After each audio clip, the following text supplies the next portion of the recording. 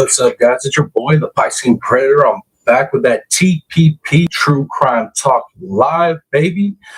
Let's go. I just wanted to jump up here, do a quick live for y'all. Got some updates, some hearsays, this and that. And I got to jump up there and cover it, right? So the first one, well, I'm going to just give you a rundown of what we can talk about, right? We got the Idaho 4. We got that OnlyFans trial. We got the verdict on that. And then we have the Eric Robinson sentencing today that went down. So let's just start from the top. The Idaho 4, right? Oh man, this is an endless one, right? I mean, it just seemed like every day people find a way to make something out of nothing with this. Now, granted, we heard, we got a bunch of information, bunch of, stuff the defense did not want to have to deal with today, right? All of this stuff in the affidavit, right? I mean, we're talking about so much evidence. It's insane. But of course, many YouTubers got a hold of it and they decided to go live or create their videos and go through it and try to pick things out to make it seem like it was something important. Come on, man. We all know it's not. So, I mean, I don't know, man. I'm getting so tired of the Idaho 4 stuff. It is... you guys got to be feeling me, right? Feel me on this? Like, just tired of seeing it, ready for this trial just to start so we can hear the evidence, hear what we don't know already. You know what I mean? Like, come on, man. But yeah, so I mean, I'm seeing people trying to say that they don't see evidence of DNA in these affidavits. They don't see, evidence of a lot of different things in these affidavits. And they're trying to make it seem like some type of shock value to where you'll watch the video and you'll think like, wow, do they really have enough to convict this man? Yes, they do. Come on, man. We all know they do. We all know they do. Like, to think that they don't have enough to convict this man after they've gotten, I mean, literally, they have enough to go to another state and bring him back. The FBI don't miss, you know what I mean? Unless they're colluding on some stuff, We wanted to get into that, right? Most of you guys don't like politics. I'll leave that part alone with the FBI. But when they in on a crime, like when they're investigating a crime with a local department, you can bet if they bring somebody in on something, bro, they got it all. They got all they need. I just can't wait for this trial so we can hear it all, man. Honestly, it's man, yeah, I just can't wait for that. But I mean, we could go on and on with all the nonsense, hearsay, whatnots in this trial or this case, but I'm gonna leave it alone. Yeah, I don't want to get off in the weeds like most of these other people do, so we'll just leave that alone. But let's jump on to that OnlyFans Stalker trial. Man, that was one. I think if you're not in the social realm, like if you're somebody that just has a set life, you're either married or with somebody and it's been a while since you've been in the social scene. The social scene is not what it used to be. It is very toxic. And there's some crazy things that are going on in the social dating scene that just weren't happening. I'm 40, so just this stuff was not happening in my day, in my dating time, right? And now, I'm 40 and single, unfortunately, but it is what it is. And if you guys only got into the social talk stuff and realized how crazy things are, I think this trial would have made way more sense, right? And I think people wouldn't have went as hard on the young man that made some bad decisions. I'm not saying he didn't make bad decisions. Absolutely made horrible decisions, right? Definitely should not have played the game that she was wanting him to play.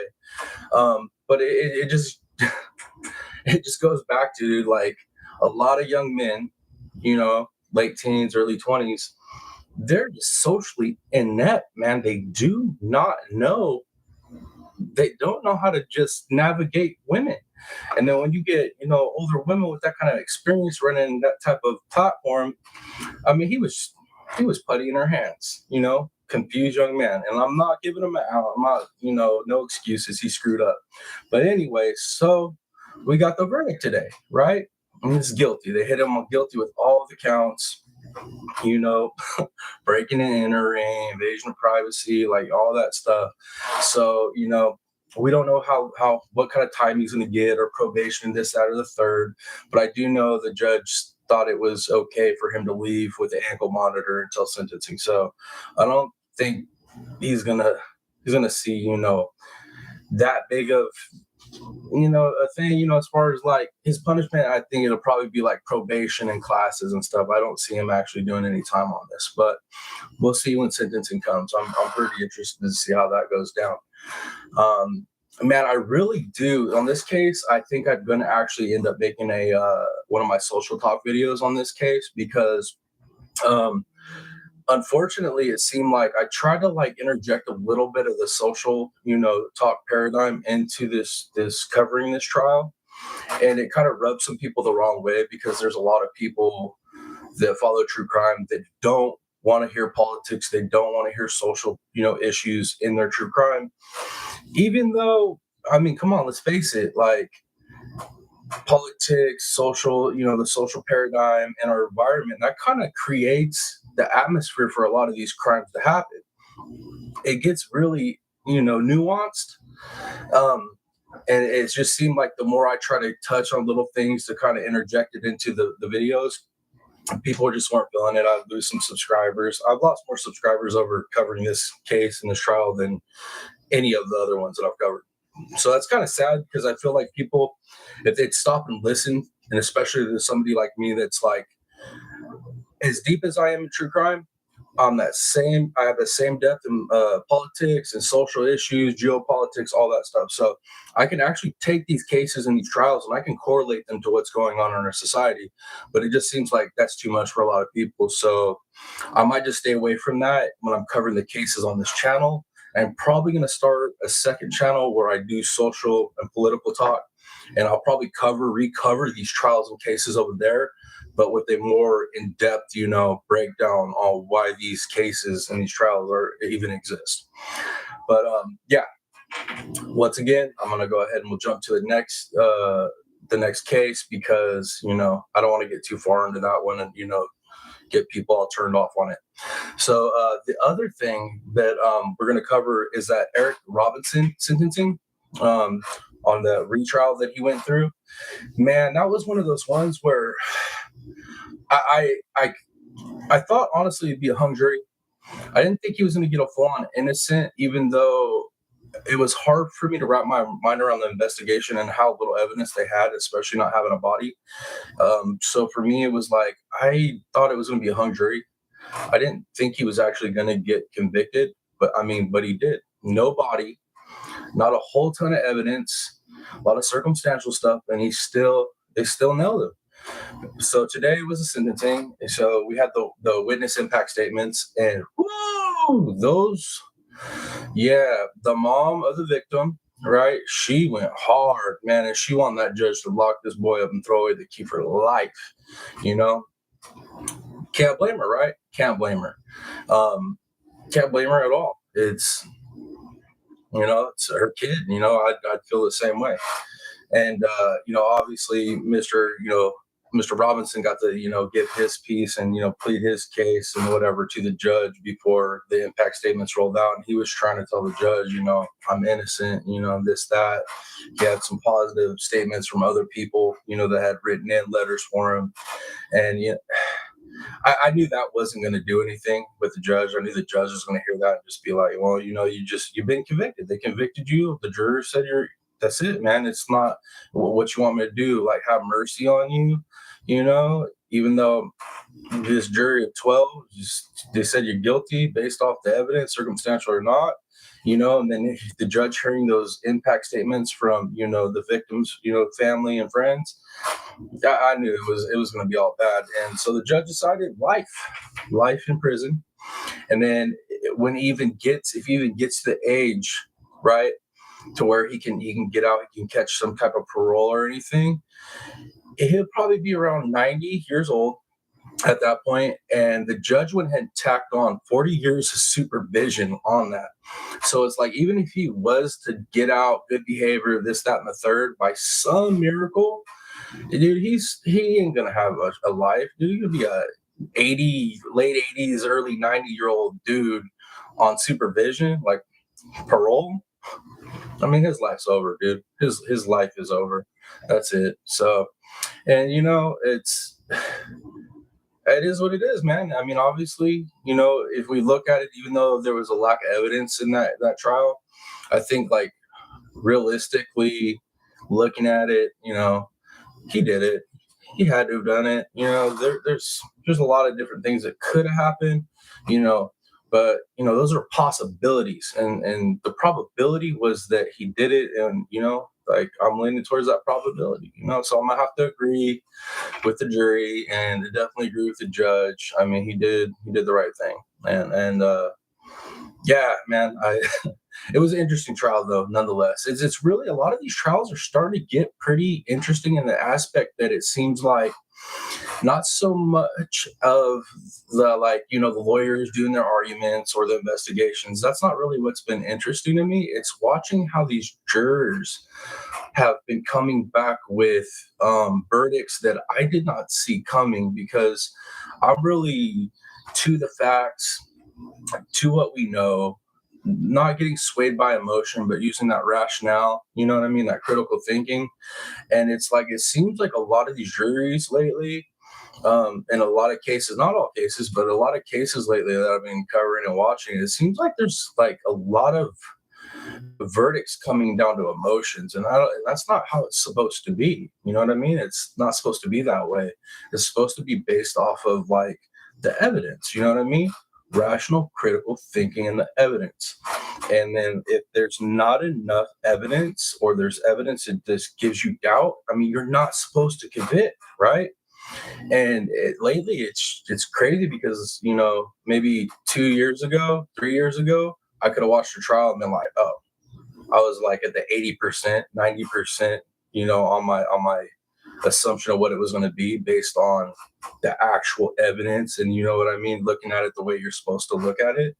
But man, times have changed, and it seems like regardless of the gender profile of the jury, it really does not matter. It seems like emotions are controlling the outcomes of these trials, and you know what I mean. It's bad for you if you're a defendant at this point, man, because it's like they don't even have to have all the evidence, or they can even have evidence that is questionable. And it's like, if these jurors get hit in their feels about something, they they're gonna vote to convict you.